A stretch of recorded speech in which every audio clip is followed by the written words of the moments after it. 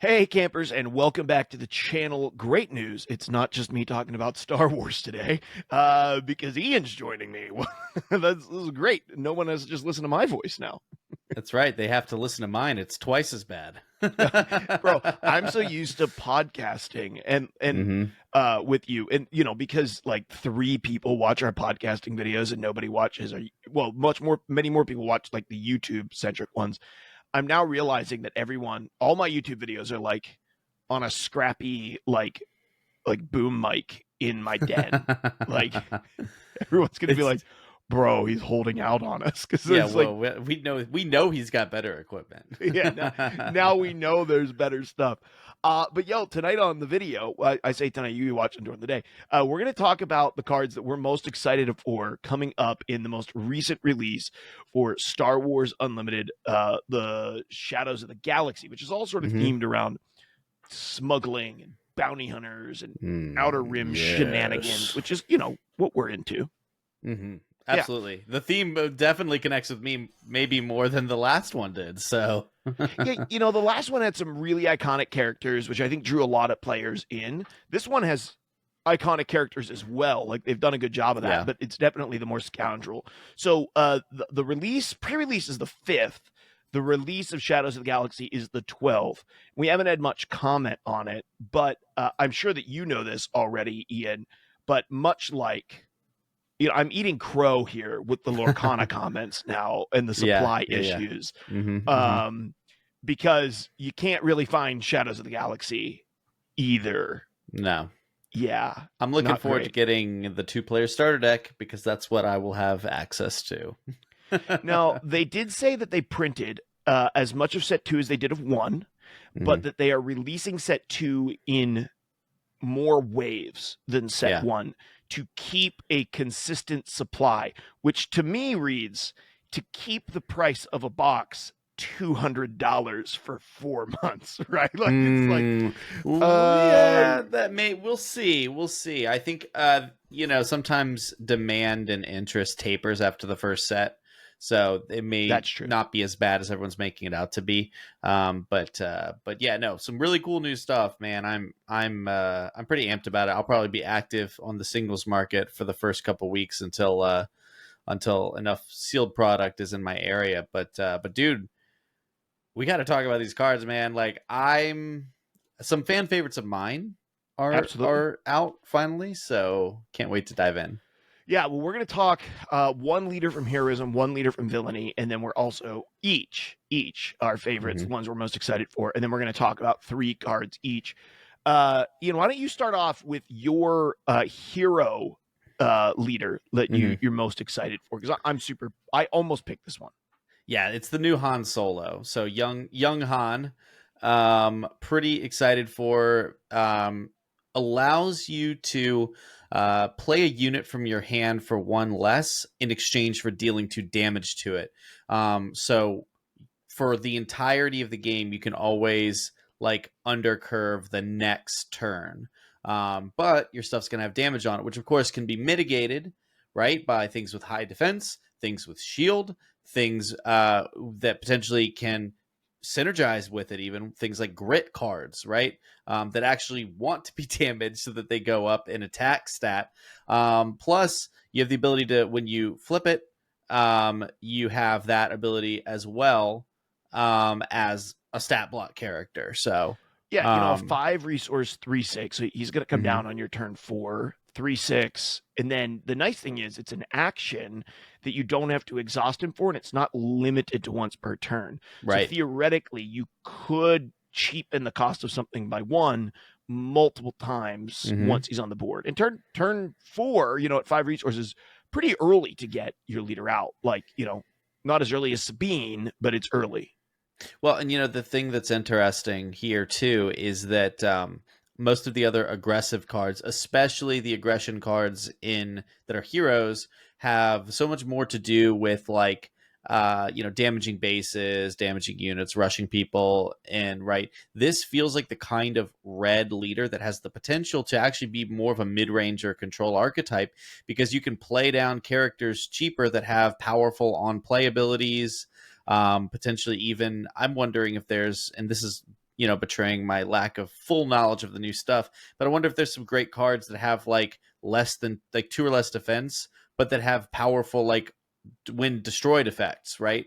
That could Hmm. potentially, you could play them for 1 less, blow them up, and immediately get the effect. So there's some cool stuff going on with this guy, and I just like that aggression heroes, or that combination now has sort of a more flexible, less just shoehorned into aggro leader. Yeah, I think that Cassian could flex into sort of a mid-rangey Mm-hmm. type of environment, but I think that this Han does it better. And let me just tell you, I am so excited for Han and my Wookiee army, Yes, yes, because Wookiees have grit, like all grit. of them, Mm-hmm. big health pools. Most of them have grit, or at least synergize with getting damaged.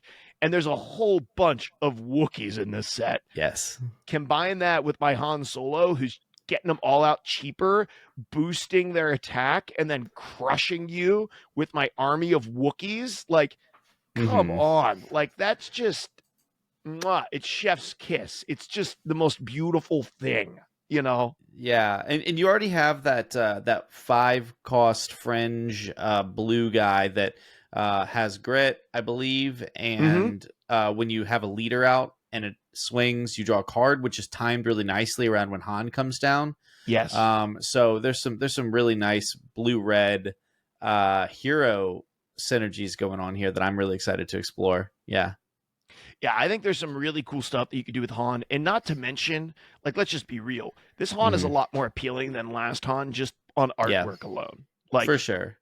this is actually a Han that I feel proud to have on the That's table. that's right. Yeah, instead of elf Han. Elf Han. Yeah, like terrible, terrible childish Elf Han. That's right. Um, well, my leader is for heroism anyway, is gonna be Boba Fett. Boba Hmm. Fett, the heroism, the dynamo, is when you The play a unit. Daimyo. The daimyo, sorry. When you He play is a a unit, dynamo, though. he is a dynamo, but not this Not specific this version. one. Yeah. Just you I wait. cannot get over the hyperspace variant artwork of this card. Yeah. It is beautiful. Mm. When you play a unit that has one or more keywords, you may exhaust this leader. If you do, give a friendly unit +1/+0 this phase. He flips 6 resource, 1 turn later than his evil, twin self, Boba Fett. Hmm. Um, but a 4/7, so a little statty, same as previous Boba Fett. And then each other friendly unit has who has one or more keywords gets +1/+0. What I like about this card is it's so easy to work with. And Hmm.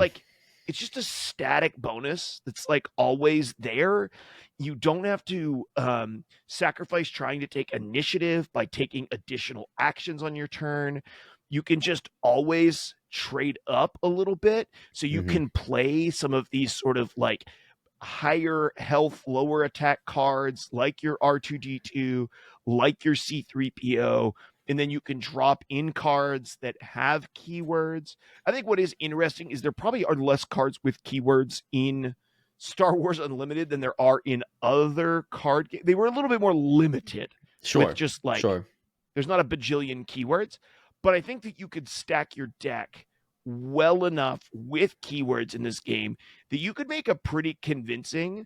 I think you could make a pretty convincing like Boba Red, like something Hmm. that's relatively aggressive, wants to trade up, has some control tools in it, like open fire to remove your opponent's stuff, can eke out some extra damage with things like for a cause I believe in, because it's going to want to play a good many heroism cards. Still going to want to play a lot of the staples of heroism, I think, as well. But I think you could also play Boba, this green Boba, with cunning and play a lot of the units that get shields when they come in, that have the Yeah. shielded keywords, crafty smuggler, any of the units that are coming out now that are like overstated but have negative bounties on them. I think is Hmm. really interesting because you're kind of like you're going to give your opponent a little bit of a bonus, but you're doing that to gain tempo, right? And so like who cares if your opponent removes it if your goal is to out tempo them in the early game and then beat them with non-bounty units in the late game. So I like that a lot with him as well, that you could kind of like get all of like your scum and villainy dudes that have bounties on their head and toss them Yeah. out there to buff them up. It's like very heroism boba esque in my opinion, you know. Yeah, and you know what's kind of cool about this is that I think my head immediately went to cunning as well, but for the ambush package, there's a lot of Oh bounty yes. hunters with ambush, but typically ambush and shield cards, the tax for those cards comes in stats, usually in attack stat for ambush cards, right? And so Boba fixes the math potentially, where if you're looking at an ambush card that has all of the right sort of costs, but if it's not trading up into the primary threats in an established metagame, Boba fixes the math on those things potentially, so that your ambush cards and your shield cards are actually trading instead of sort of 2-for-1ing. Which of course defeats the purpose of playing those cards. So yeah, I think Boba is like a sneaky good choice for a lot of different archetypes. But I'm really interested in how it pairs with some of these ambush bounty hunters that we've seen so much of. Yeah, even some of the ambush cards from the previous set, you think Mm-hmm. like the lackeys or something. It's like a 4 resource 5/4 with ambush or something like Yeah, that. yeah. Right. Or a Bosk from the previous set, right? A 4/5 on 5 with Mm-hmm. ambush. Well, now he comes down and Boba can buff that Well, thing, right? Because it's a is friendly Bosk character. villain or is he just red? Oh, you're 100% right. He's Or I villain. mean just yellow.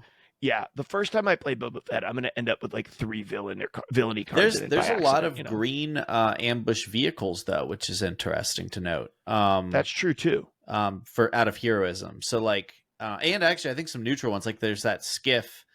That's like the If you that's have another mm-hmm. command unit in play, it comes in as a 4/4/4/4 with ambush, which a 5/4 on 4 with ambush is Right. not bad. Like you like that, love Yeah, that, yeah. Yeah, There's absolutely. some cool stuff here with Bob. I think that's a great choice. Yeah, I'm really excited about him. Okay, let's go on to because I think we're both maybe a little bit more excited for our villainy characters. Mm-hmm. Let's go to your villainy character. Oh man, Cad Bane is my guy. Dude, this could be a Yes. garbage card, and I still would have picked it. But the good news is, it's not garbage. It is, in fact, pretty decent. I think it's Um, good. I think it's actually very good. yeah, I mean, so it forces you into playing a lot of underworld cards, which by the way I already wanted to do, so no problem. Yeah, um in. but the ability to like I compare this sort of to the Vader, right, from set 1, right, where you play a villain card but then you have to I believe tap and pay 1 Yeah, it takes to a deal whole a action damage. and everything. Yeah. Right. And so this is interesting because it is free whenever you play an Underworld character once per turn. You can still do that damage. However, your opponent chooses the unit they're doing it to. So you get a little bit of less control as to where the damage is going, but you don't have to pay a premium on the effect, which obviously is pretty darn good. Now, the cool thing here is when you flip him, though, has raid +2, so a beefy back end with 8. Really hard to take Cad Bane down. Attacks with 4 instead of just with just 2. But then the Underworld card effect continues to grow in that it will deal 2 damage now every time. So there's almost this incentive where like you don't necessarily want to like recklessly throw around Cad Bane. You want to sort of let him surgically pick apart your opponent's board. And I got to imagine that eventually there will be some sort of benefit to your opponent choosing things to deal damage to get around something like Lorcana's ward effect and things like that, where you can't target things. So if that ever enters the game, Cad Bane is not going to be bothered by it. And also, to the point that you were about to make, the special illustration version is maybe the prettiest thing. And It's while very nice. I love the standard version, but like this makes me want to open packs to try to rip this bad boy. Try to get the Cad Bane showcase, right? The Yeah. Cad Bane showcase, like, look, if there was any other showcase, I would immediately sell it. I would not sell this one. It's good. It's it is really really well good. done. It's very Yeah. well done. Yeah. Yeah. Got the double pistols and Hmm. like the little like sort of like Western grit on Yeah, his to me, it's the face, right? grimace. The to me, Uh, that's like quintessential Cad Bane. You can hear his like gravelly, voice, coming out of his little tubes in his mouth, and oh yeah, dude, it's in the hat. yeah, It's all about the hat for it is. me. Oh I think yeah. Cad Red with Tarkentown is really interesting because Hmm. your opponent plays turn one, you play an underworld unit, it automatically pings the thing they play. You activate Tarkentown and remove any one drop they've put on the board, and you will like, yeah, you've used your epic action on your base, and you probably don't have initiative, but you have gained board and momentum in a way that's going to be really hard to come back from. And Yeah. I think that Cad Bane's sort of like incremental advantages, very similar to Boba Fett's in heroism, is going to be really it's going to be really underestimated at first. I think he's going to be, and I think some of the playtesters as well have said he's very good. Yeah, I think dude, he's going to be great. I cannot wait to play Cad Bane, and also I do like when leaders that have tribal sort of synergies are giving you a good enough payoff for it. I think this is a strong but balanced payoff for like fully investing in the underworld theme. So I'm loving it. Absolutely. Okay, my pick for villainy hero or villainy, yeah, the villainy leader is Hmm. going to be Bosk. He is an aggression villainy unit. Reads action exhaust, deal one damage to a unit with a bounty. You may give it +1 attack for this phase. He's going to flip on 5, so pretty early. A Hmm. 4/6, so pretty well statted as well. Just one life less than that Boba Fett from previous set. And when you collect a bounty, you may collect the bounty again. So Use this cool. ability only once each round. Um, so I think the reason that I picked Bosk is I love that his initial ability is so versatile because you Hmm. can put the overstated bounty units in your deck that might give like there's like a 3/2 ship Hmm. for there's 3/2 ship for 2 that has a bounty. I think it makes your opponent draw a card or something. And there's a couple of other things. I could be wrong about that, but there's a couple of other sort of like they come in with bounties on them that you could deal a damage to them and ready them. They're usually overstated anyway, so they're not going to die when you deal a damage to them. And then it lets you push aggressive damage right in the beginning. The other thing it lets you do is it lets you toss bounties onto your opponent's stuff and then deal one damage to them to just finish them off or lighten them up a little bit so that you can collect the positive bounties on them. So uh, I love the versatility of that. I think the Hmm. versatility of that is really cool. The backside of being able to collect the bounty twice is incredible and super dope. You know, the one that lets you put the bounty as a resource into your Hmm. resource row, the one that lets you draw 2 cards, some that let you deal extra damage, some that heal your base. Being able to collect some of those bounties twice, even if you only do one of them, I think could be game breaking. And I had to pick Bosk because I love Bosk, even though he has virtually no lines in any movie. Uh, No, but the idea of a big scary lizard bounty hunter that is like he's a hunter, not just like a an outlaw. Like yeah, Trandoshans have such interesting and menacing lore that like why not and it's like, you know what it is for me? It's the flight suit. You know what I mean? yeah, Like I just always thought that was funny, like a big old lizard man in a flight suit always in a with a yellow huge flight suit. blaster. Yeah. I think it's a moisture locking suit too. I'm pretty sure it helps him not dry out. Ah, But okay. it's a little of this, little of that. You know, I like it's like old school, like retro derpy. You know what I mean? Like it looked cool yes. as heck in Empire Strikes Back, but also like now, when they now everything looks so polished and slick and cool. And I don't dislike that in Star Wars, but also like going back in the rugged, weird flight suit thing. Some of the George Lucas costumes were always just they felt just this degree of run down that you don't get from modern Star Wars, and so I love it. Yeah. Yeah, I'm excited for Bosk. I had to pick something that worked with either like smuggle or bounties or capture, because they are the new mechanics that we're getting Mm-hmm. right now, and so I had to grab one of those. let's jump into some of our favorite overall cards. I want to mention one other thing about this set. There are officially no bases with epic actions in this set, only 30 health bases, which is that's interesting. It's a little, it's a bit of a move. bummer. I like the bases with effects. I would love to see a base with 35 health, but a downside.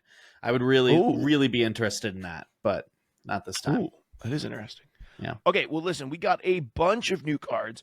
Why don't you bring up one of the cards that you're excited for, and we'll bring that one up. We'll kind of alternate.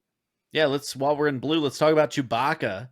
Yes. So this to me again, I look at this and I'm like, I want this with Han, and I want to be able to play a slower paced red blue deck. You can play this guy on 7 resources, which is nice, with Han. But even without Han, let's say you were playing some sort of slower paced heroism deck, right? Which I'm really hoping we'll be able to achieve now.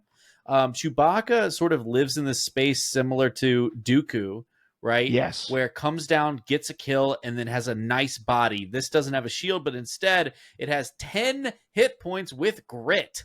Yeah, it comes out a turn early as a 6/8 with your Han, right? And has smuggle to boot. So if you have to toss it like earlier in the game, not as big of a deal. And the beautiful thing is you can play this in Han yellow and then smuggle this out, whenever as red, because you totally avoid the blue, like the blue aspect, which is super cool. So it gives a little bit of like more he can fit in a few more things if you're playing him in a smuggle deck, like even like a Lando deck, that wants to smuggle a bunch of stuff. Yeah, and I honestly I think that heroism, it felt like it needed something like this. Now, who knows if Chewbacca becomes like a mainstay staple, but it needed one of those, like, if it's going to have an expensive thing, it needs to come down and have an immediate impact on the board. And Chewie does that,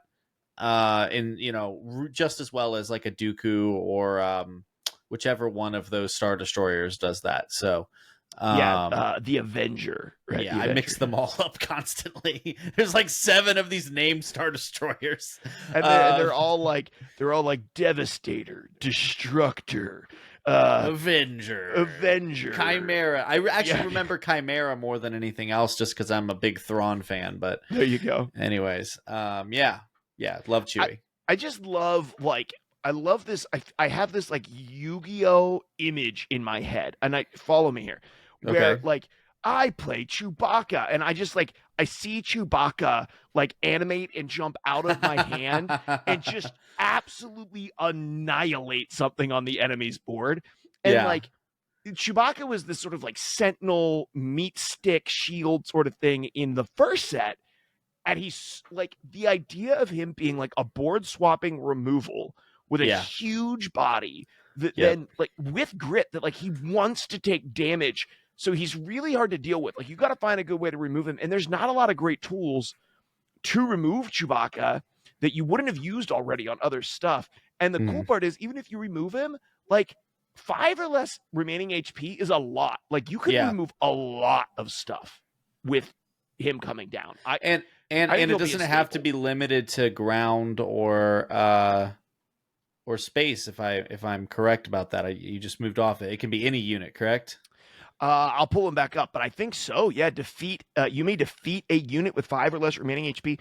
Doesn't declare. So yes, he can jump out of your hand and destroy a spaceship on the way to the battlefield. Let's go. Just coming down through an air, tearing apart a TIE fighter as he falls from the sky. Like so fun. Epic. Yeah. I'm going to take us to our next one, and I'm going to take us to our first villainy card. This one is he's villainy green, and he's I don't see him showing up on my on this. Oh, there he is, right there. He's very the I don't know that I could pronounce this actually. Salacious Crumb, obnoxious pet. 1 resource, villainy and command. Underworld creature, 1/3. When played, heal 1 damage from your base. Really interesting. And then action, return this unit to its owner's hand and deal 1 damage to a ground unit. I don't know that this card's going to be good, but the obnoxious text, like the flavor text, Mm-hmm. has got to be so fitting. Like, just imagine that your opponent has a couple of these things that he keeps just bouncing back to his hand every round, just weakening and removing your stuff while healing his base. And if he has, there's the green official, the command official from the previous set. When you play a green Mm-hmm. unit, you heal a life from your base. And so he's just so fitting for Jabba, who is going to be a slower leader, who's going to want to cheat stuff out, who's going to have a few extra resources, and can just keep bouncing these, getting these pets down and theoretically trying to bounce. And I realize that they're unique, so you can't have like three of them down at once. Mm-hmm. But like the ability to always keep one of these things bouncing, to healing your base for 1 or 2 points, keeping you alive and weakening or removing like the last couple ticks of damage on your opponent's stuff. Um, he's just very interesting to me. And like when I read him, I was like, oh, I mean, that's something new, right? This is not Yeah. just like a power creep on a one drop from the previous set. Like this is very unique in the Star Wars Unlimited space. Yeah, I think it's definitely a unique card. I know that one drops are always like in a questionable space because you start with two resources, right? So it's like the one drop needs to be impactful. I do think that like there's enough cards that obviously him healing one for one has the additional ability where like if he sticks around, you can ping something. But the other thing that's nice is that playing him early in the game before he's likely to get like smited immediately enables you to return him and then turn him into a resource on a future turn, which I think That's is like true the too. part about him that's really good, right? It's like I don't know if we're going to actually see him being bounced a ton, but I do think that he's going to be a play that like on maybe potentially with like three resources, you play a 2 and a 1 or whatever, and uh, he's not a big target. Like he's not always worth being attacked by, by somebody's stuff. So it's like, plus you can slap him down at the end of a round, and then you can play the next round slower. First action, bounce him. Ping something. Ping something, set up any of your number of cards that needs to improve the math, see how your opponent plays out their round, and then either reestablish him or sit on him to then turn him into a resource the future round because he may or may not be useful anymore. So I think he's a really nice card, and I think these underworld villainy decks that aren't just playing max aggression are going to really like him. How many? I don't know. I know I'm interested in trying him out with Cad Bane, Hmm. just for like a quick little, a quick little one cost underworld. I have a feeling that with Cad Bane, you're going to want to have plenty of actions that can kill things or manipulate the board, along with underworld characters. So it's going to be nice to have some cheap underworld characters to make sure you're never having a turn without getting his value. So I like this card quite a bit, at least in theory. Yeah, he's kind of like a little stall tool. I didn't even think about that, like returning him and resourcing him in the future round. Yeah. I do think that's a really cool idea. These there's not a ton of villainy that has healing, and so like Mm-hmm. a lot of the restore is held within and so like is held within heroism, and so like a lot of the way that villainy has played control, if it wasn't playing Iden, which is where most of the healing is, Right. has been just ramping and Mm-hmm. sort of like getting there before your opponent. Yeah. And this kind of gives you, he does a little bit just at the beginning of the game. Getting him down on one is kind of interesting. He's annoying. He like Luke hates him because Luke's all built around shields. Yeah. Finn is gonna hate Finn. him because Finn's gonna all be built around shields. Like anything that just doesn't want you to be able to like target ping something Mm-hmm. is gonna hate this guy. And so for that reason, I like him because I don't play Luke and I'm not going to play Finn because I think Finn's trash. So, Yeah, it yeah. does not seem much of an upgrade from Luke, at all. Yeah. Okay. Well, shall we move along to Yeah. green? Yeah. Grab your second green one here. And I'm totally going to be able to find him on this list of cards. No problem. I'm sure he's on here. Oh, you know what? Yep, he's right there. He's right there on the right. He's not a heroism unit. That's right. No, he's Okay. not. Which yeah, I don't mind. Cobb Vanth, aka my favorite character from the Mandalorian series. He's from Boba Fett, isn't he? Or is he from Mandalorian? He shows up first in. Doesn't no? I think he shows up in Mando. Maybe he shows is up in Mando.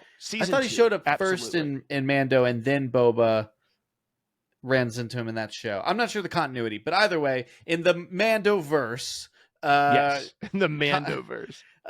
Cobb is my favorite character. At least my favorite character newly introduced.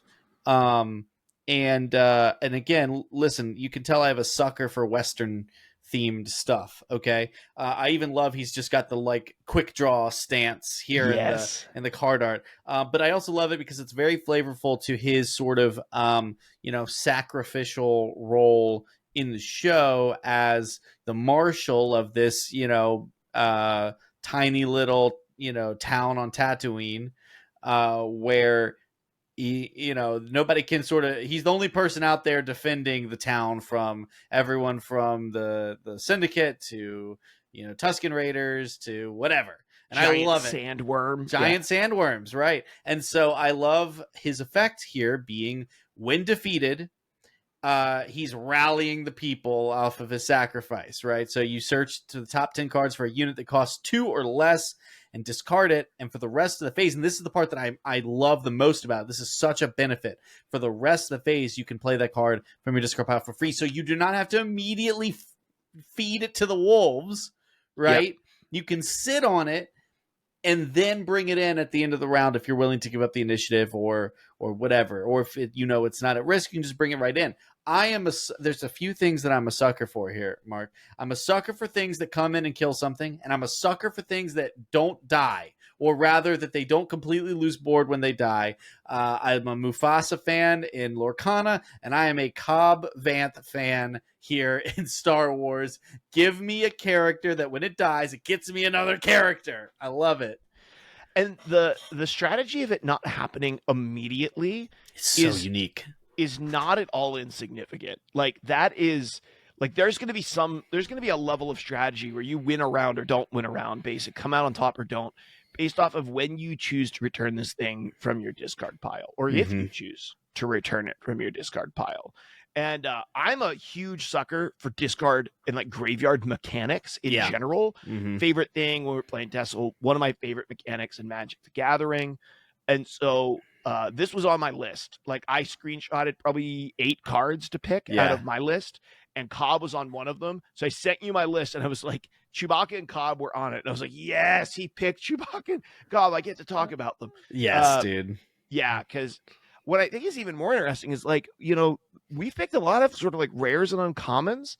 I think I picked maybe 1 legendary. We'll see, but not a lot of a lot of legendaries. So I think that's exciting too. Like the cards that we're excited for, hopefully will be a couple of bucks instead of 50. Well, right, and I think that also if that proves out where like legendaries are more niche inclusions, I think that will be a big testament to the designers of understanding the rarity system and understanding that they can't just keep printing broken Bobas at legendary, and broken Vaders at legendary, and have a game that's going to be long-term successful and healthy, because you need to have powerful, unique cards at all levels of rarity. So I think that's really a good sign. Now I don't know how it's going to shake up, but maybe all the legendary, maybe the Kylo and Rey legendaries are going to be broken, but I suspect there's going to be better cards in the rare realm. Yeah, even in the uncommon realm, like Cassian Andor, the new Millennium Falcon, are supposedly all in playtesting very strong cards, and we're talking uncommons. They've printed a lot more cards in sort of like that uncommon. Jango Fett was on my short list. He seems very strong. Well, 4 mana 6/6. You kidding me? Yeah, I know, right? Like in contextual 4 mana 6/6 is pretty crazy. Yeah, very good. So my next one is going to be a red aggression. Migs Mayfield is going to be mine. Runner up for my new favorite character from the Mandoverse. What was that? This is my second place, my runner Second. up for favorite Mandoverse character, and this one I was gonna pick for sure. So this is the one that you picked that I was like, I'm so glad he picked this. Nice. Listen, since my days in Magic the Gathering, I have been an absolute sucker for discard strategies. Mm-hmm. And so I love that. And I have tried to make it work in this game as well. I played Hera discard with a decent amount of success. Wasn't a ton of it. There's so much more support now than there was. And Migs Mayfield is my bread and butter. Okay, a 2 resource 2/2. When a player discards a card from their hand, you may deal 2 damage to a unit or a base. Use this ability only once each round. So let me just break down why this is amazing. Okay, this is amazing. You get Migs down, right? And you can force throw. And you can target your opponent and make them discard something, deal damage equal to the cost of that card if you have a force unit down to one of their units. And then, if it doesn't kill it, Migs can chuck it for 2, or Migs can damage the base for 2. But Migs also works with your hand. So if you can find ways to discard cards, say you're playing Kylo Ren, which discards Mm-hmm. cards from your hand in order to get more powerful, or say you're just playing, once again, man, I say force throw, and you want to get rid of something big on their board, you can target yourself with force throw, discard a big thing from your own hand, remove that thing on their board, use the extra 2 damage from Migs to finish it off, or Migs just gets 2 damage on your opponent's base. Huge fan of this. I think this is one of the things that discard was really lacking in set 1, was it didn't have any card on board that synergized with it to do anything to the board, right? Like, it was like, as long as your opponent could get the thing out, you were kind of screwed, because all Mm-hmm. that you were really doing was hampering their hand size. Now with Migs, I can actually interact with the board a little bit. He's going to be a card that opponents are going to want to take out literally right away. Like, you're not going to want this to last on the board. I think he's super interesting with Kylo, Mm-hmm. because Kylo is a flip on turn 3, 4 resource force unit that you can just put him out there, force throw cards out of your hand, boost his attack, and slam people with him. And then Migs, each round, can also, as you're doing that, just begin damaging. And there's a couple more cards that let you discard stuff in this format. One of those being Poe Damery, which is a busted card. It's like a 5 resource 6/6. When you come down, you can discard up to 3 cards from your hand. Each one lets you target your opponent, deal damage to them, or to make them discard cards or something else. It's really powerful. So, big fan of Migs Mayfield. Yeah. I like discard strategies. I'm glad we're seeing some synergies with it. Yeah, and I think there's just so many. I think this card I would be much lower on if it wasn't for the fact that you have so much control over when you play things. Because obviously, if you play this at the start of the round, when your opponent still has attackers up, it's going to be kind of crummy with the 2/2 stat block for 2. But because you have the ability to potentially, play it down, while you're rocking Kylo, like play it down at the end of the round, then Kylo discard a card from your hand. You have a lot of ways to make sure that you get at least one trigger out of it, which I think is all you need to justify its inclusion. So yeah, pretty cool. Absolutely. Your third and last card for your picks. Yeah, Wrecker. Heck yeah, dude. Dude, I'm such a fan of the Bad Batch. I watched the whole thing. I'm rewatching it now with my girlfriend. Wrecker is just the lifeblood of the group. Just a big galoot, just goofball. And I told you earlier, I'm a sucker for a card that can come down and kill something. Mm-hmm. I love this for multiple reasons. It's everything from the stat block to the overwhelm, which I think is like a underrated keyword in a lot of games. Like, overwhelm is not something. Overwhelm is kind of a win more, right? Keyword. But I think when you have it on these big boys, it becomes like a comeback mechanic in and of itself sometimes, right? You can close the game faster off these big boys than you could if you had like a 4-cost 4/3 with overwhelm. Yeah, that's really not doing a whole lot at that phase of the game. But the big thing, of course, blowing up your own resource to deal 5 damage to a ground unit is awesome. Yes, it is. It's another heroism unit that can have a Dooku-esque effect, which I think is always good. And it is in red, So it's really easy for Han to drop this guy on 5. If you can't tell, I've basically been thinking about every card in the context of Cad Bane and Han Solo. Yes. And Wrecker feels really good with Han, but also like I think you can just play this in any heroism deck. I got to be honest, I feel like this is going to be outside of maybe super aggressive decks. Any heroism deck that isn't going turbo, I think you want to consider playing aggression so that you can play Wrecker. I agree. And I think that honestly, so I think that he finds a place in Green Sabine too. Because you energy conversion lab this guy, right? Mm-hmm. You toss him out, he swings. Who cares if you destroy a resource? You don't even need resources at 6 with that deck. No, you don't. You either remove something or you super weaken it, and then And Wrecker overwhelm and and deal overwhelm. extra. Yeah, and then Wrecker chucks himself into something, killing it and dealing overwhelm damage. Oh, and that's what I meant. But yeah, yeah, well, but like I mean, I'm thinking like what? There's a lot of stuff out yeah. there. Does deal 5 work with overwhelm? So like if you deal, Wow, that's such a good question. you know what I mean? Like how does overwhelm read? Yeah, I'm googling it. Star Wars Unlimited overwhelm. Because if it's any damage that the unit deals, then overwhelm could target a 1 health thing. He could target a 1 health thing with his ability and get that damage through. I don't know exactly how overwhelm's worded, but let's see. Overwhelm when attacking an enemy unit, so it does not work with overwhelm. It does not. But if you have something with 6 or 7 or 8 health, you could throw 5 at it, weaken it, and then chuck Wrecker into it and remove it and get damage over on it. Yep. So that way you're not wasting that 5, nor are you wasting Wrecker's 7. Or you can remove 2 things if you're playing him in a more mid-range style deck. Yep. It's really cool, man. Yeah. It's really cool. What's funny is I think the one place Wrecker doesn't see play is in the Hunter deck because Hunter's just bad. The leader, Hunter. Yeah. But I think Wrecker sees playing a lot of like aggression heroism decks. Like, yeah, he might just be a shoe-in.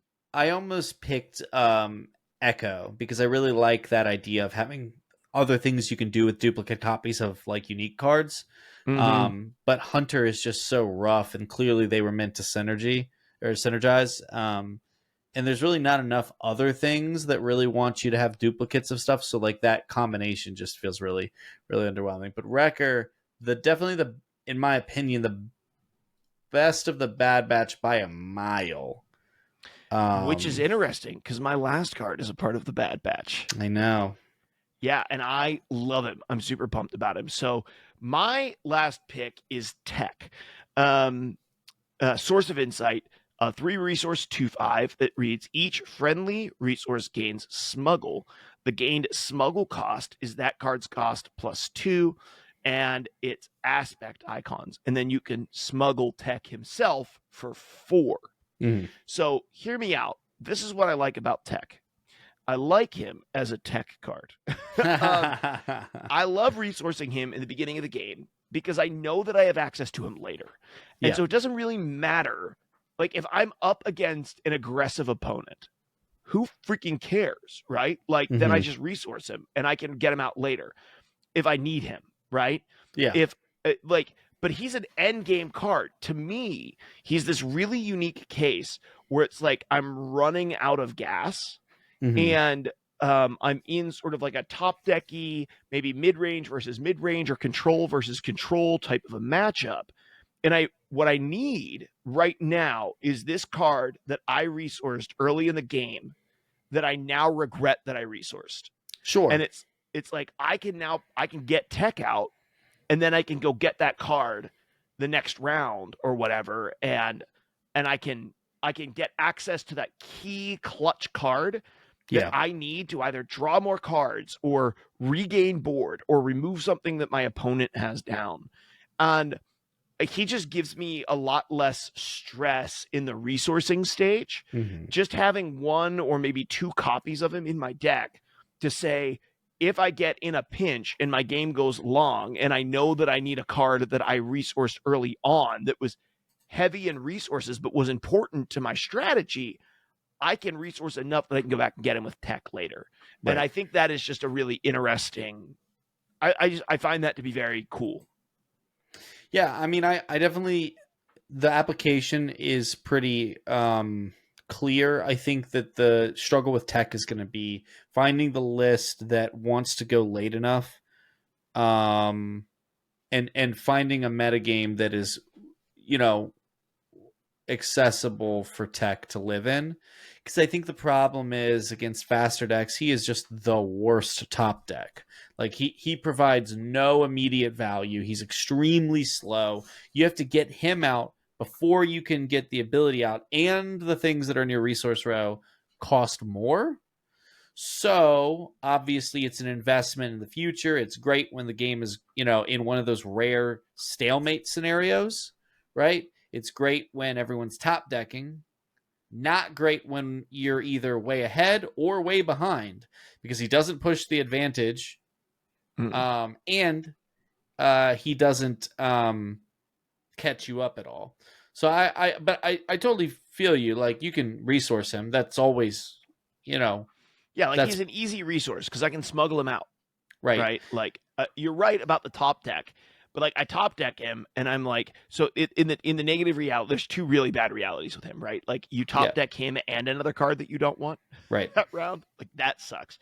The other negative reality is, right, like you if you if you were I don't know, um, like if you were to top deck your tech and I don't know. It's just, I guess like if it's in I the think wrong spot in the game, or like you needed both cards, like you're done resourcing and you really need the gas of two right. cards. He's not gas. Yeah, I think he's one of those cards that he'll probably live as a one or a two of in a control deck, right? Because he's Mm-hmm. more gas. When you were just really slowing the game down. I think the thing with him, and what I like, by the way, I like that he's a hero card and can't be used by villainy decks, who I think would be able to use him better than heroism I decks agree at with that. present. And so I'm hoping that he will exist as a sort of ultra late game meta breaker against other control decks for heroism control, which right now is there's not, to my Sure. understanding. Yeah, yeah. Um, Here, I think the closest to like a heroism control deck is more of like the Han Solo green deck. That's more of like a heroism mid isn't range, that like more like right? a miracle sort of Yeah, yeah. It's approach? really trying to like superficially ramp into getting like a Han and a Han down, right? Like your Right. leader Han and your unit Han on the same turn, and like it's more of like a combo, like big swing deck than it Yeah. is control. I mean, the truth is, heroism doesn't have control tools, Yeah. and it still doesn't. Like, I don't think this set is going to change that. But in the future, if we get a strong heroism control deck, I think that this card could really see play as a one or Mhm. a two of, or maybe just a sideboard card. I just think it does something interesting, and I really like that. One of the things I'll say, and I almost picked Finnick Shand as the heroism leader, because I had the question of, could this be, the leader that enables a more controlling archetype in Heroism. heroism, right? Obviously, you get the ability to rush pretty much anything of a, four or less. Um, but you're right. I mean, there doesn't seem to be quite enough, unless it turns out that, just undercurving everything turn by turn with Han is good enough to be quote unquote control. I don't think that's going to be the case. I think it's going to be more mid range, like beat sticks, but still, maybe there's something there. I like tech a lot. I guess I just don't. I guess maybe I'm questioning how widespread it's going to be. Whereas Wrecker feels like so obviously Oh, good. that's a shoe in like three decks already, right? Yeah. Like Mm-hmm. it just literally immediately replaces Yeah. like cards in already established heroism decks. Like On our literally, like I've heard so many people who are like, "Oh yeah, like Steadfast Battalion, which yeah. was like the 5/5 with Overwhelm that became a 7/7 with Overwhelm, on 6, I think, if you had your leader out. And it's like, oh yeah, I Now mean, you just play Wrecker. yeah, because it didn't have heroism on it, right? It Right. didn't have heroism on it, so it didn't synergize with For a Cause I Believe In. Mm-hmm. And now you're just like, oh yeah, I just play Wrecker. Yep. Like I play Wrecker out and I ambush him out instead, and he's literally better than what I had before. I don't have to depend on having a leader on the board to be able to make use of him well. And he has the heroism tag, so I am not gonna, like draw bad for a Cause I Believe In. So yes, 100%, he's very, very good. Quick honorable mention: Cassian Andor, a 3-resource 3/5.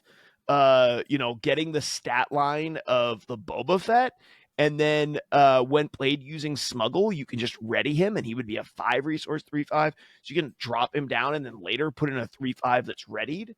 I think is just going to be an absolute staple in Red Heroism as well, because why wouldn't you want a 3/5 for 3, right? Like a lot of times Boba Fett doesn't ever get his ability off. He's just a freaking 3/5 for 3. And so you play him because he's just the best 3-drop in the game. And they're printing an uncommon of that in this set, which I think is great. And then Maul, right? A 7-resource 7/6 with ambush and overwhelm, which is just one more keyword than Vader on 7, who is a 5/7.